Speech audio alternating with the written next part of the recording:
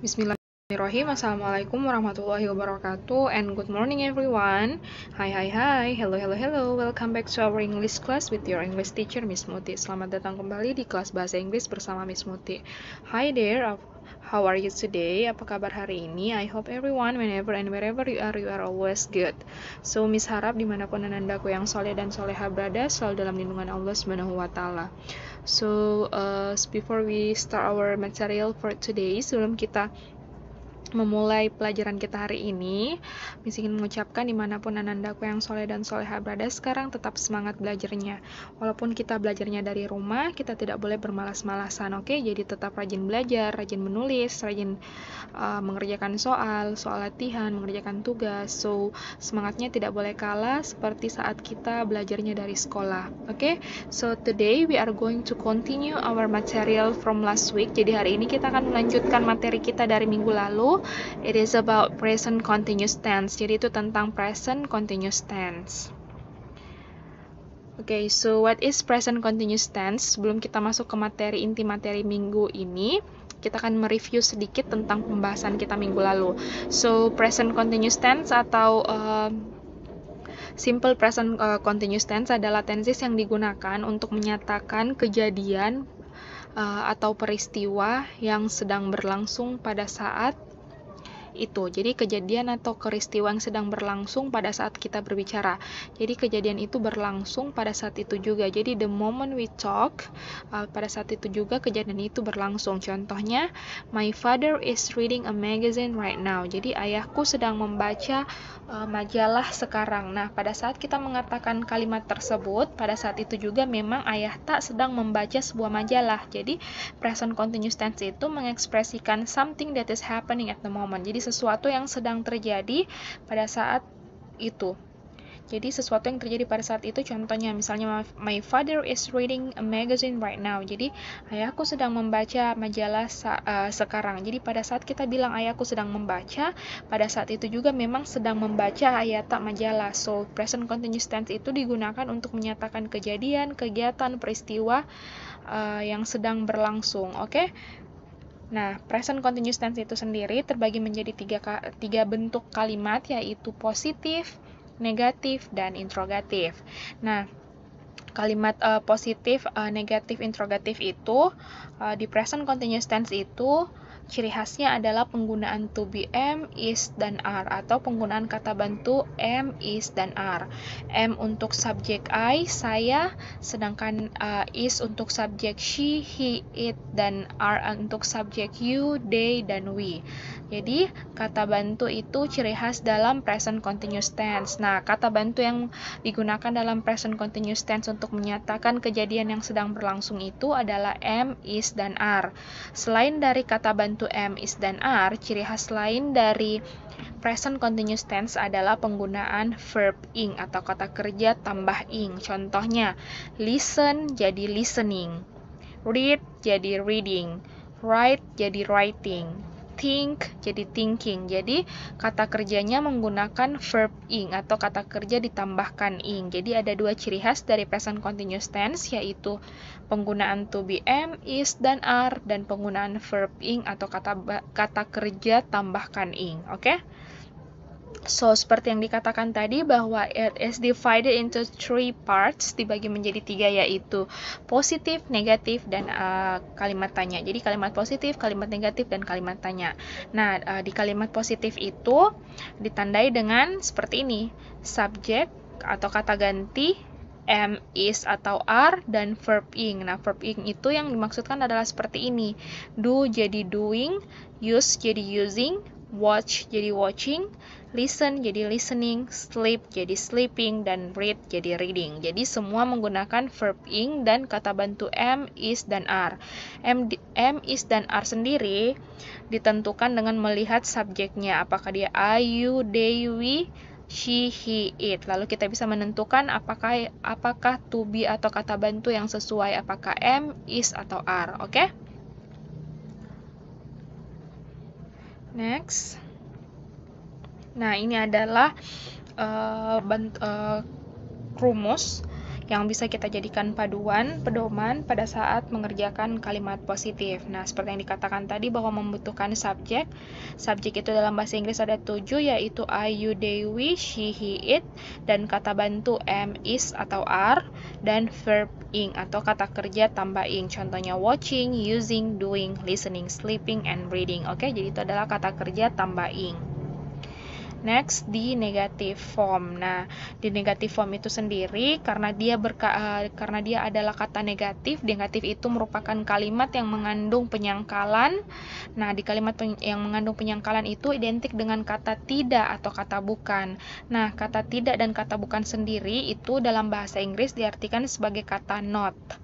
Oke, jadi kata tidak atau bukan di kalimat negatif itu diartikan sebagai not dalam bahasa Inggris. Jadi di negative form itu ada kata not. Jadi kalau di positif tidak ada kata not, di negative form atau di bentuk kalimat negatif ada kata not yang menjadi penanda atau ciri khas dari kalimat negatif yang menunjukkan penyangkalan, yang memiliki makna penyangkalan. Oke, jadi kita lihat sendiri ya langsung contohnya. Contohnya, kalau misalnya tadi itu kalimat positifnya I am doing my homework in the bedroom, saya sedang mengerjakan PR-ku di kamar tidur atau di kamar. Nah, kalau kita membuatkannya menjadi kalimat negatif, karena kalimat negatif itu adalah kalimat yang berisikan penyangkalan, dia ciri khas dengan kata tidak atau kata bukan, makanya selalu ada kata not-nya di dalam kalimat tersebut. Nah, bisa dilihat sendiri bahwa yang tadi dalam bentuknya positif I am doing my homework in the bedroom menjadi I am not doing my homework in the bedroom. Jadi, contohnya tadi yang saya sedang mengerjakan PR-ku di kamar menjadi saya sedang tidak mengerjakan PR-ku di kamar. Oke, jadi negative form itu identik dengan kata bukan atau tidak, atau diartikan dalam bahasa Inggris menjadi not. Oke, jadi not itu diletakkan setelah kata bantu am, is, atau are, baru bisa diletakkan not. Jadi tidak boleh not dulu baru kata bantu. Bukan I not am doing my homework, tapi I am not doing my homework. Jadi kata not itu diletakkan setelah to be atau kata bantu am, is, atau are. Oke? Bisa dipahami ya. Jadi ini merupakan panduan atau aturan yang bisa kita ikuti pada saat membuat negative form atau bentuk kalimat negatif, yaitu subjek am, subjek I, you, they, we, she, he, it, lalu dipilihkan to be-nya atau kata bantu yang sesuai, apakah dia am, is, atau are, dan ciri khas lain dari kalimat negatif adalah kata not yang berarti tidak atau bukan, lalu ditambahkan dengan verb ing atau kata kerja tambah ing, doing, using, watching, sleeping, dan yang lain-lain. Oke? Then we move to interrogative form atau yang biasa disebut dengan kalimat tanya. Nah, kalimat tanya itu merupakan kalimat yang menanyakan informasi, yang membutuhkan informasi, yang menanyakan sesuatu fungsinya.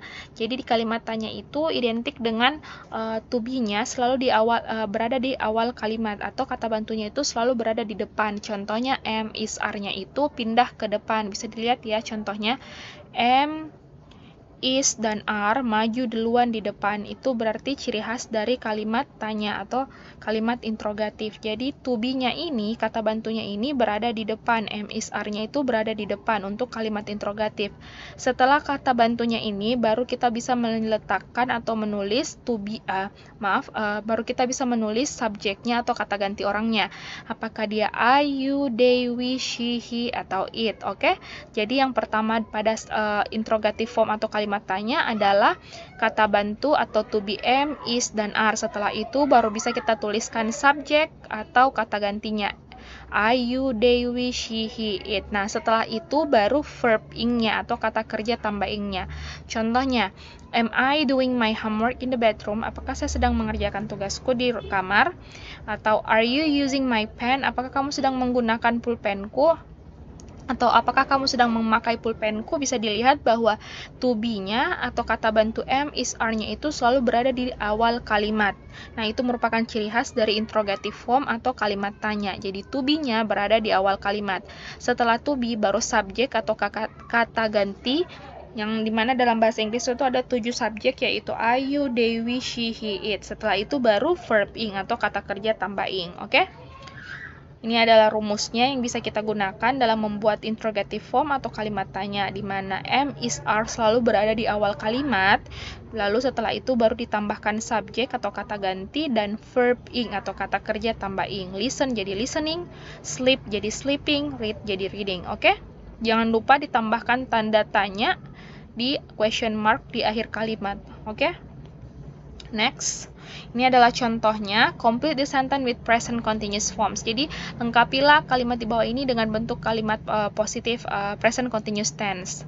Dengan bentuk kalimat present continuous tense. Nah, seperti yang diketahui tadi bahwa ciri khas dari present continuous tense itu ada dua, yaitu penggunaan to be, am, is, are, atau penggunaan kata bantu am, is, dan are, dan penggunaan verb ing atau kata kerja tambah ing. Nah, bisa dilihat she bla bla bla speak English. Jadi apa yang kurang di sini yang perlu dilengkapi adalah kita menambahkan to be-nya, apakah dia am, is, dan are, lalu kita ubah dari kalimat ini, verb ini kita tambahkan ing. Jadi contohnya she, to be yang cocok atau to be yang sesuai untuk subjek atau kata ganti she adalah is, dan speak dirubah menjadi ditambahkan ing sehingga dia menjadi verb ing, kata kerja tambah ing, berarti speak menjadi speaking. Jadi jawabannya adalah she is speaking English. Oke? Begitupun untuk yang kedua ini. Nah, bla bla bla, Anna bla bla bla bring her phone. Jadi ini adalah kalimat tanya. Nah, contoh atau ciri khas dari kalimat tanya yang seperti dijelaskan tadi bahwa to be-nya atau kata bantunya am, is, atau are itu selalu berada di awal kalimat. Kita lihat kata Anna. Anna ini apa?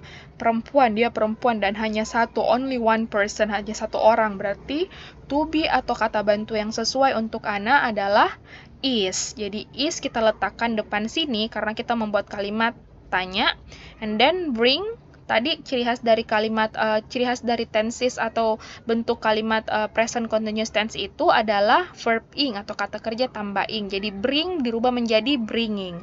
Jadi jawaban yang tepat adalah is Anna bringing her phone? Apakah Anna sedang membawa teleponnya? Oke? So bisa dikerjakan soal latihannya. Number 1 until number 10, nomor 1 sampai nomor 10 dikerjakan seperti yang tadi. Kita menambahkan to be, am, is, dan are, lalu verb ing diubah menjadi verb ing, erase jadi erasing, take jadi taking, repair jadi repairing, study jadi studying. Oke, dikerjakan number 1 until number 10 sesuai dengan contoh yang sudah Miss jelaskan sebelumnya di slide sebelumnya.